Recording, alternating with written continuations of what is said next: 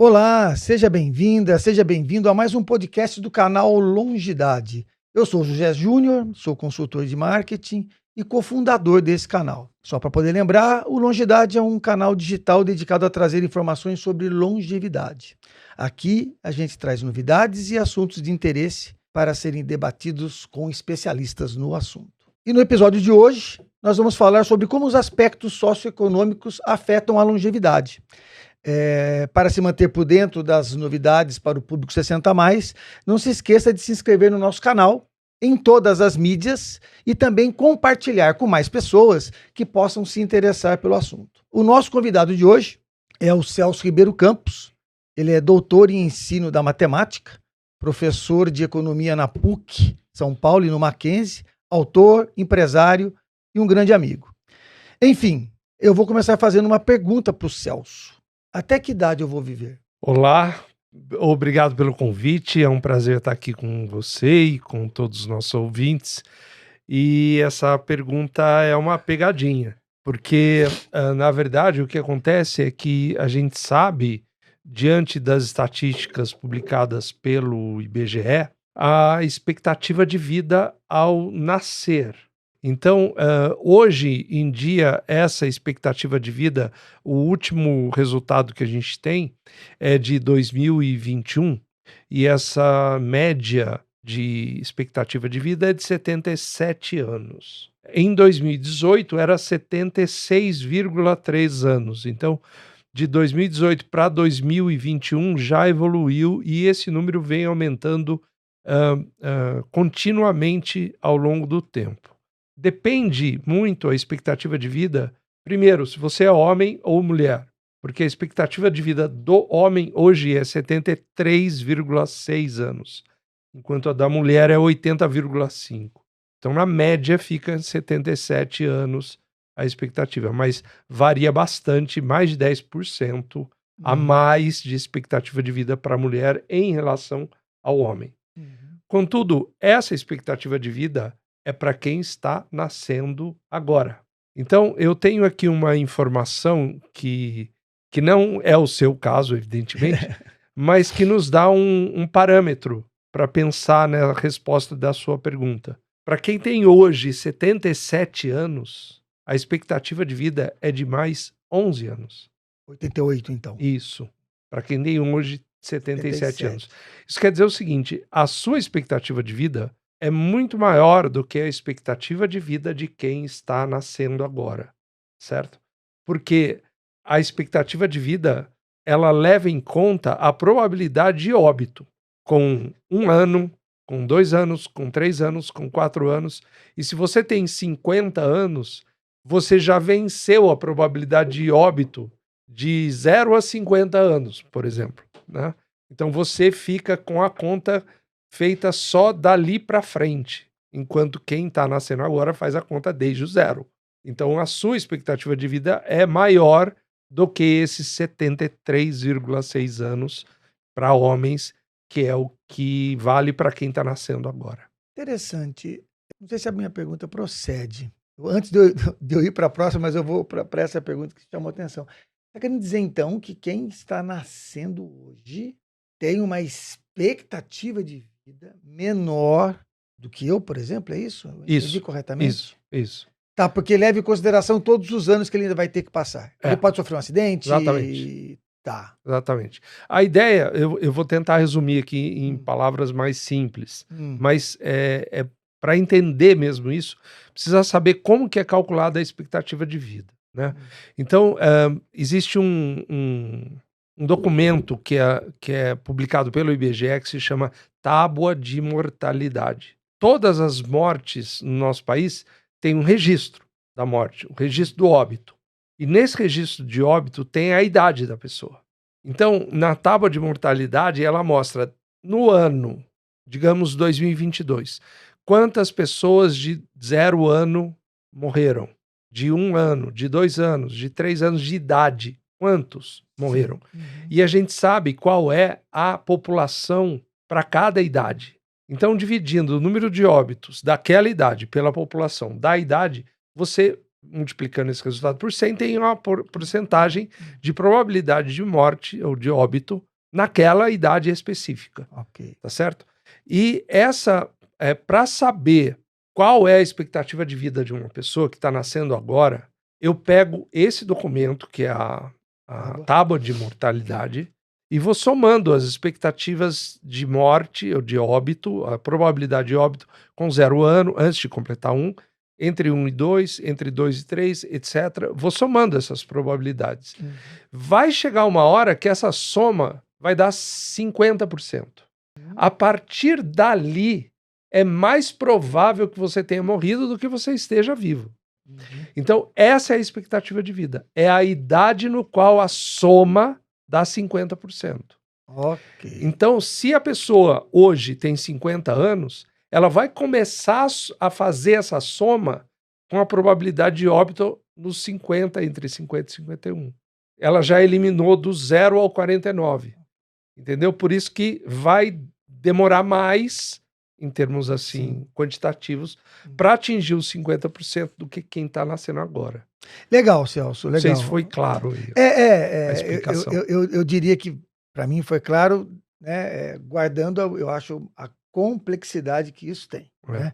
A melhor notícia que você me deu é que quem está com 77 hoje ainda tem 11 anos de expectativa de vida. Estatisticamente, aí, né, há uma probabilidade. Então, eu estou com 59, eu acho que eu vou chegar um pouco mais adiante. Legal. E aí, você já falou um pouco de estatística, né, de IBGE. Então, assim, os números, você já falou, eu vou reforçar, quer dizer, em 2010 o país tinha 19 milhões, falei errado. Em 2010 o Brasil tinha 19 milhões de habitantes com mais de 60. Em 2021 chegou a 30,3 milhões.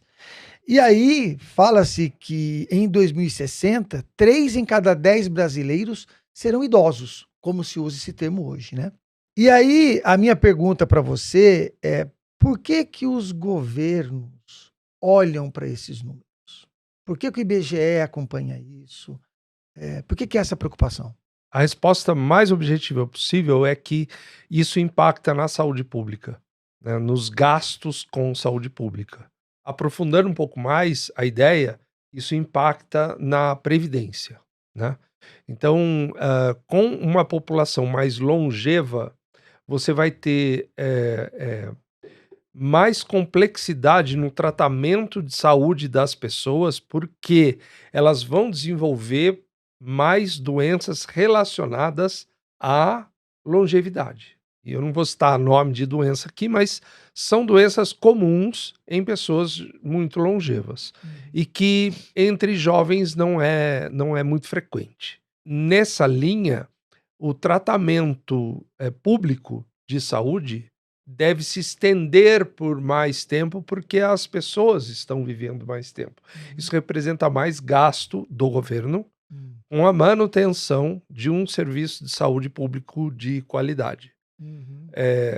Outra faceta da longevidade é o impacto que existe na previdência privada, na previdência pública. Porque, na verdade, a gente não tem hoje, a gente não tem nem nunca teve no Brasil um sistema previdenciário no qual você acumula contribuições para depois desfrutar das contribuições que você acumulou. Não.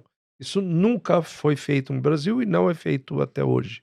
O que acontece é que as pessoas que estão trabalhando, que estão na ativa, elas contribuem para arcar com as despesas de quem já aposentou. Para entender o impacto disso, a gente precisa pensar num gráfico comum do IBGE, que se chama pirâmide etária.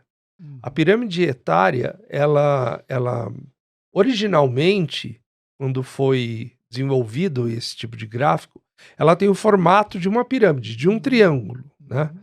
Com a base larga e a ponta estreita, né?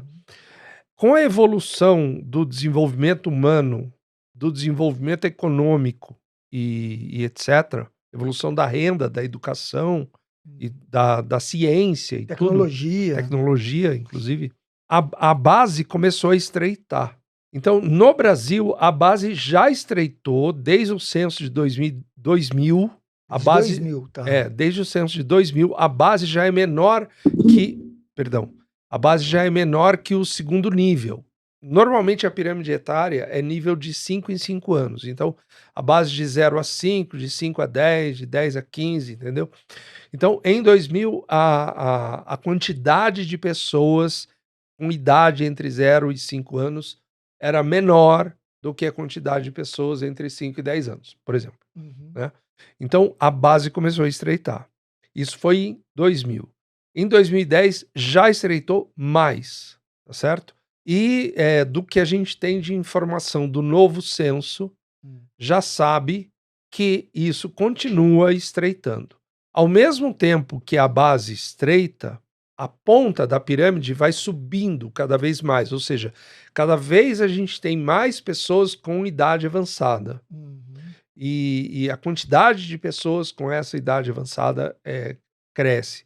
Isso quer dizer que a ponta da pirâmide vai engordando. Aos poucos, passo a passo, a base diminui, a ponta engorda.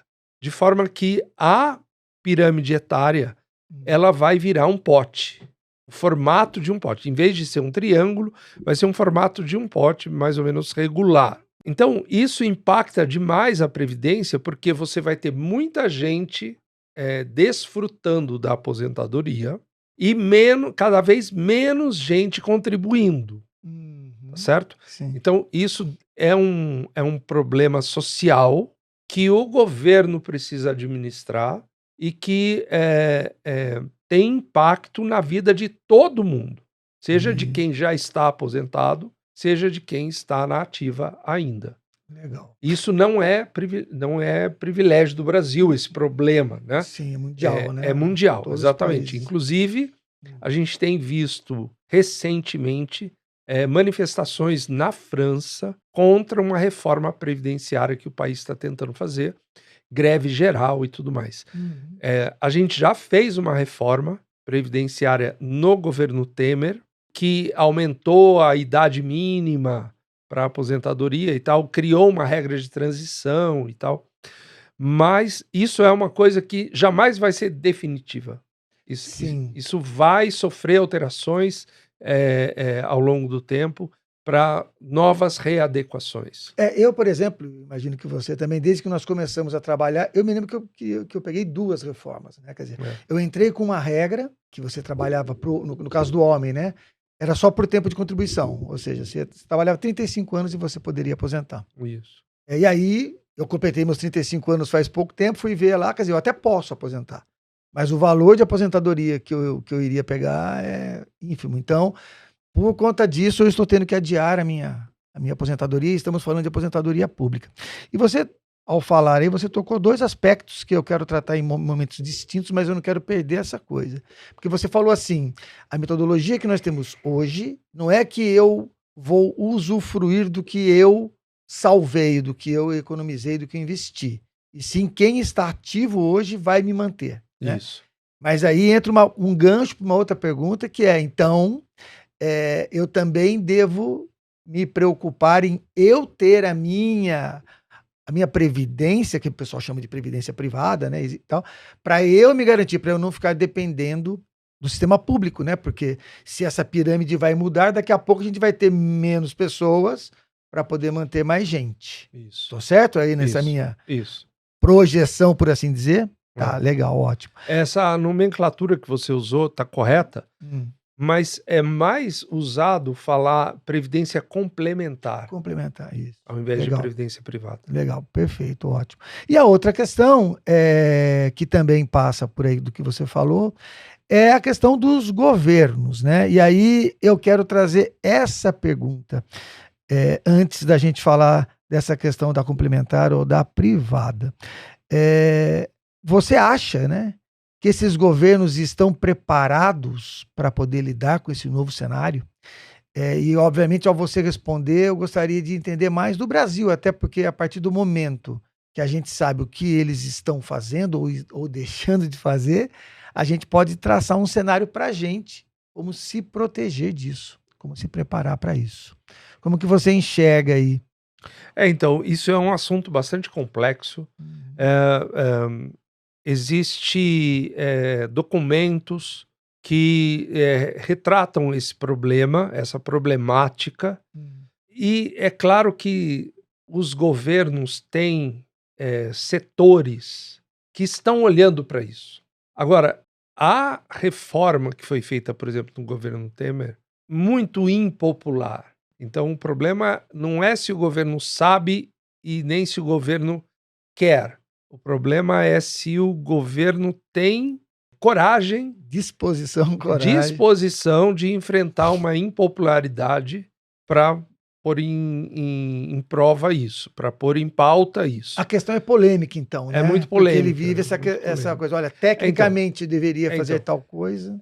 O que eu acho, assim, é que a contabilidade da Previdência deveria estar mais explícita. O que eu vejo como problema é que a Previdência tem uma contabilidade que é formal, mas é junto com a da saúde pública.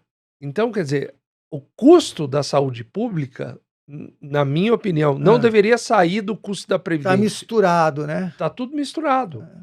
Então, o custo da saúde pública ele tem que sair do imposto geral. Qualquer imposto que vai gerar receita para o bolo total do governo deveria ter a sua fatia desse bolo para cobrir a saúde pública. Mas e a receita e a previdência deveria sair só da contribuição. Da contribuição mesmo. Se fosse feito isso, já era um grande avanço, entendeu? Sim, sim. Mas essa contabilidade toda misturada gera muita discórdia em relação a quem diz que existe déficit na Previdência. Então, de fato existe. E o déficit é enorme, ainda com a reforma, porque a reforma vai gerando resultados no médio e longo prazo. Então, ainda existe déficit. Mas parte desse déficit é porque a receita da Previdência é usada para custear a saúde pública. É uma coisa meio nebulosa. É meio, bem nebulosa. Legal.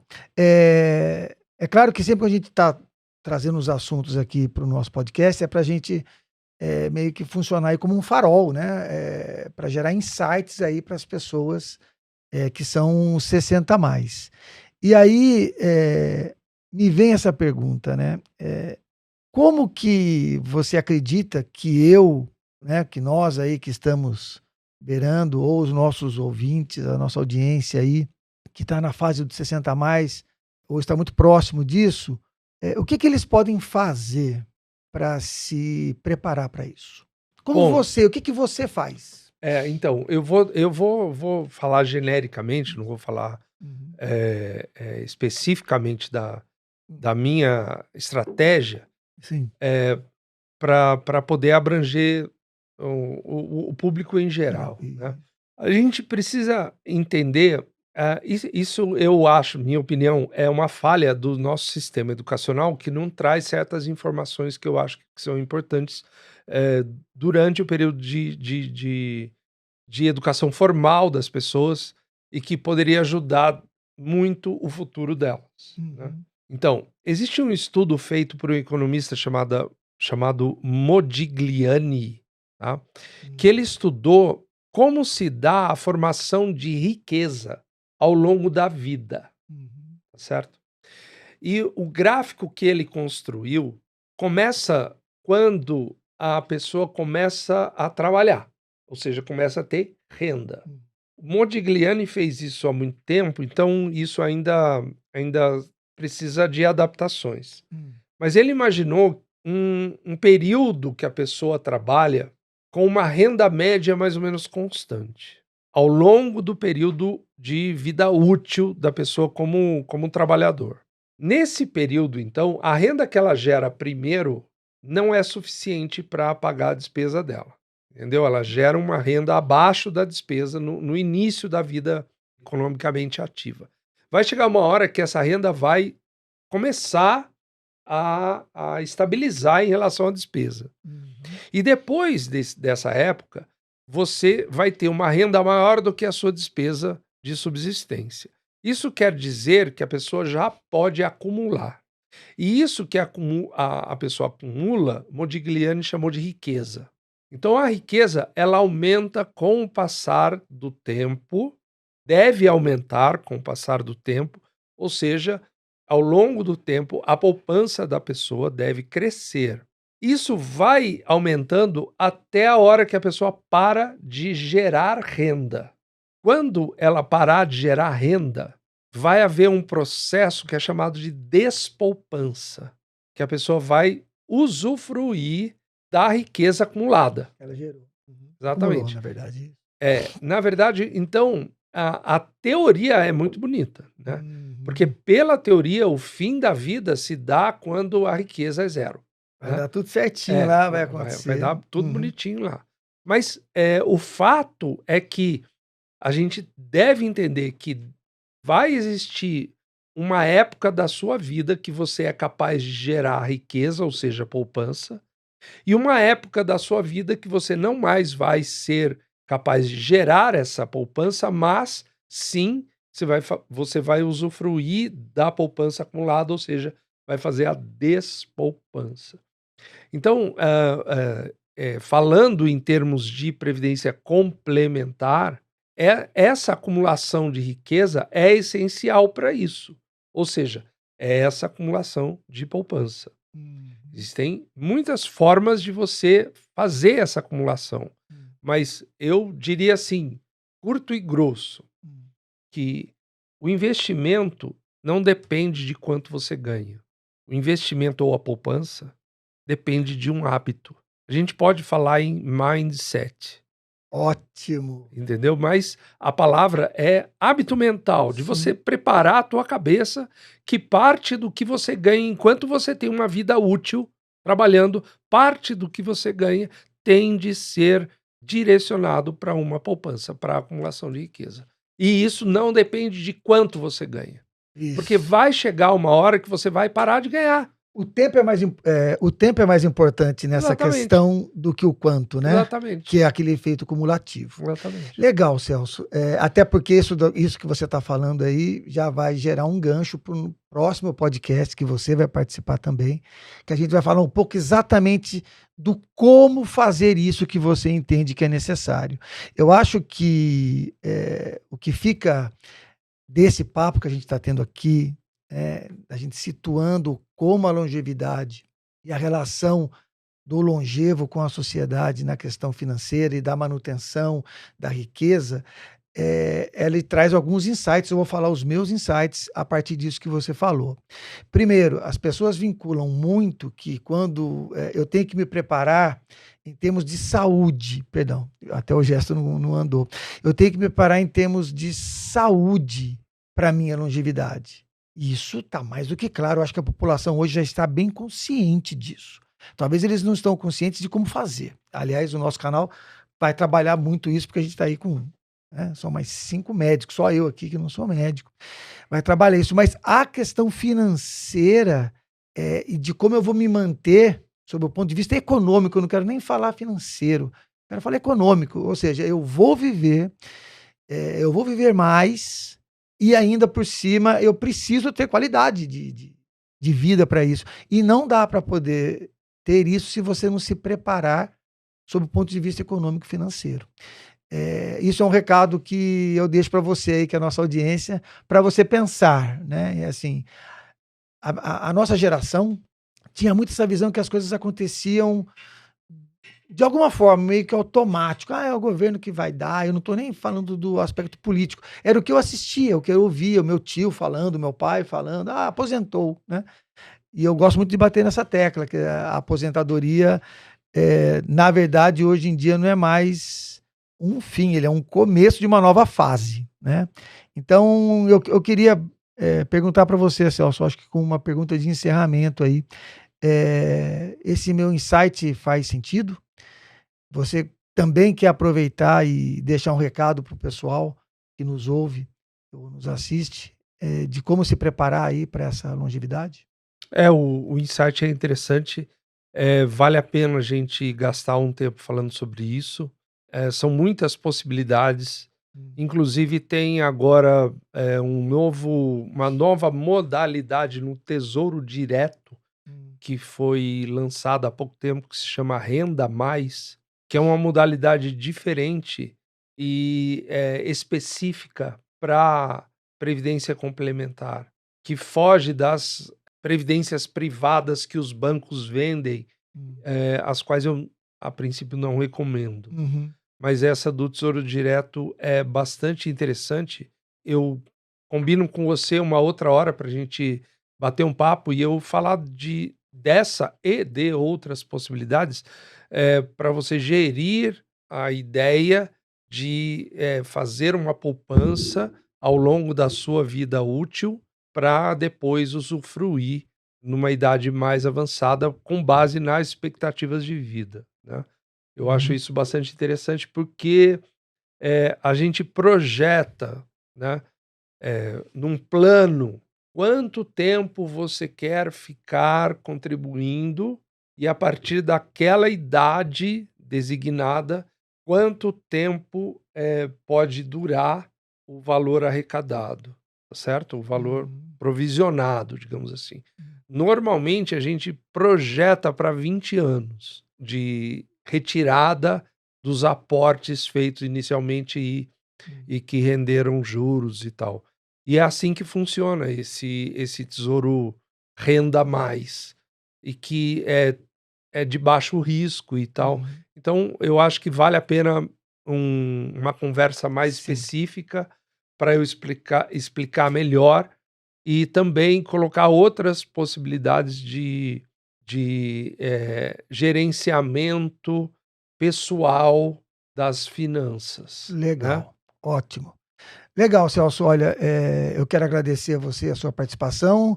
A gente vai sim fazer essa outra questão, porque é importante. Eu quero lembrar sempre assim, né? O nosso objetivo aqui no canal é trazer informação que ajude as pessoas a passar por essa longevidade, né? É a nossa longevidade. Então, mais uma vez, Celso, obrigado pela sua participação. Antes da gente encerrar, eu quero lembrar a nossa audiência, o nosso ouvinte, para se inscrever no nosso canal, acompanhar o canal Longidade nas redes sociais e ficarem informados e se desenvolverem, né? A gente quer que as pessoas desenvolvam uma longevidade saudável. Então, aqui agora a gente está falando com vocês, mas entrem, se inscrevam, deixem suas perguntas, os temas de interesse de vocês. São temas que provavelmente são de interesse de muitas mais pessoas.